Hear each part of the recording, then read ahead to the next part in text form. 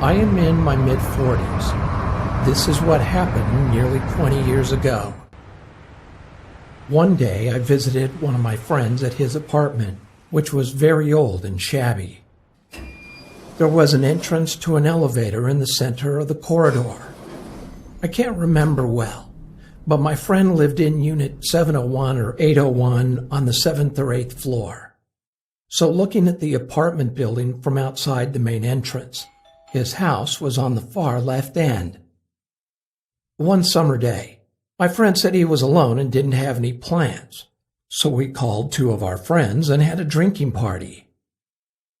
The four of us had been drinking since the early evening, and just before passing out, we all lied on the floor, turned the lights off, and started talking. While talking to each other, a beam of street light entered through the window and was shining on the ceiling. I guess the street lights on the first floor of the apartment complex were on. Of course, we were talking while gazing at the ceiling. All of a sudden, the white ceiling turned black, as if something covered up the light. At that moment, we looked out the window while crouching down.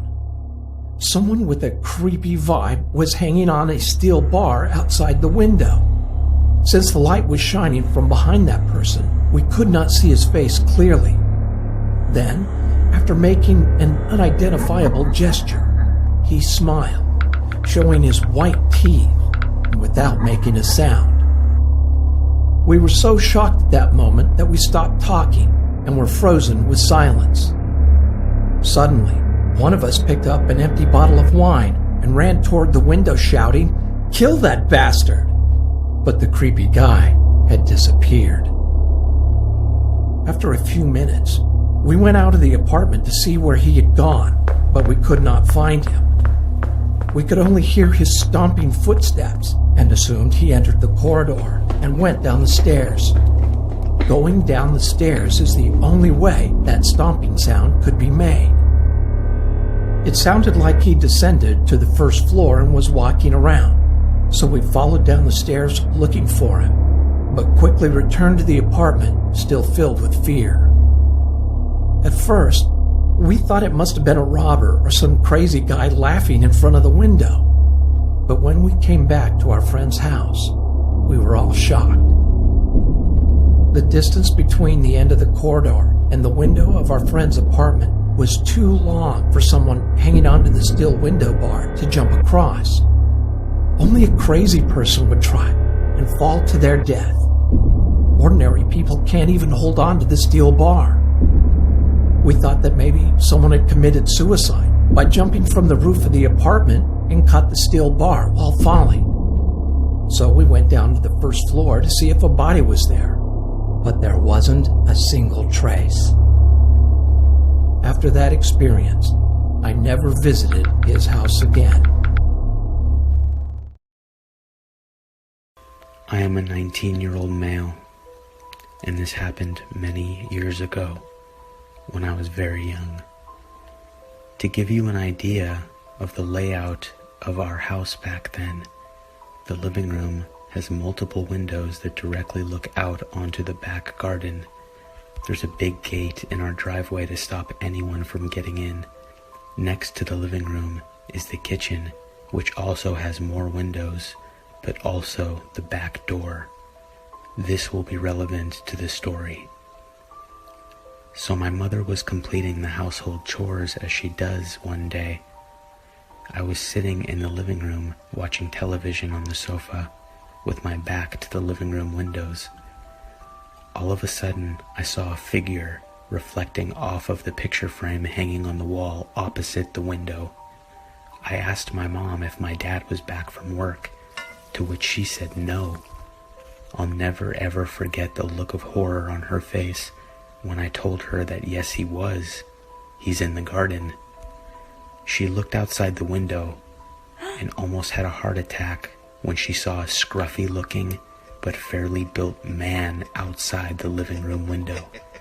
This didn't seem to faze him at all, though. He psychotically smiled at my mother through the glass, and my mom asked him what he was doing on our property. He said nothing. with the same sadistic smirk on his face. She said that she was going to call the police, and what he said is one of the scariest things I've ever heard. He screamed at my mother through the glass that if she even got her phone out, that he would break the glass. She did not know what to do. She paused and tried to rapidly think of what to do next, how to keep us both safe. She wanted to protect me by calling the police, but she also didn't want him to hurt me if she did try to call them. As soon as he saw that she was terrified, he ran for the back door. Luckily, it was locked because my mom has always been a paranoid person, so she always locks the doors. He screamed at her to let him in, or if she didn't, he'd find a way in and kill us both. My mother told him to fuck off, which enraged him, and he pulled out a pocket knife and began bashing hard against the windows. I was still oblivious to what was happening, as I just thought it was my dad. I was very young. My mom frantically grabbed me, and I don't mean picked me up. She literally grabbed me off the sofa and booked it up the stairs. We were backing up in the upstairs hallway, looking for anywhere to hide, when my mom's younger brother popped out of his room with his headphones on. My mom didn't even realize he was home, and he clearly didn't hear the commotion downstairs because of his headphones. My uncle was 25 at the time and was really well built. He's intimidated a lot of people. My mom cried and told him that there's a guy who's trying to break in. While she's telling him this, that creepy lunatic screamed from downstairs that he was in the house. He said cynically, "Boogeyman is coming out to get you," which really freaked me out. It freaked me out so much that I actually remember that to this day. Anyway, since the guy didn't know my uncle was home, he kept yelling and telling us to come out and that it wouldn't be painful. My uncle told us to lock ourselves in the bathroom and call the police.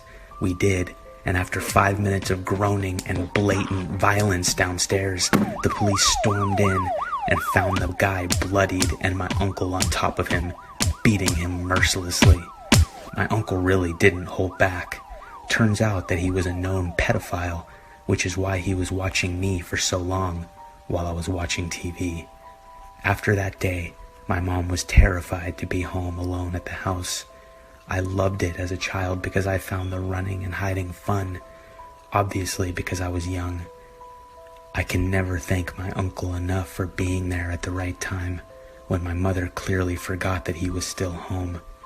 It honestly gives me chills, wondering what he would have done to my mother and myself if my uncle was not there.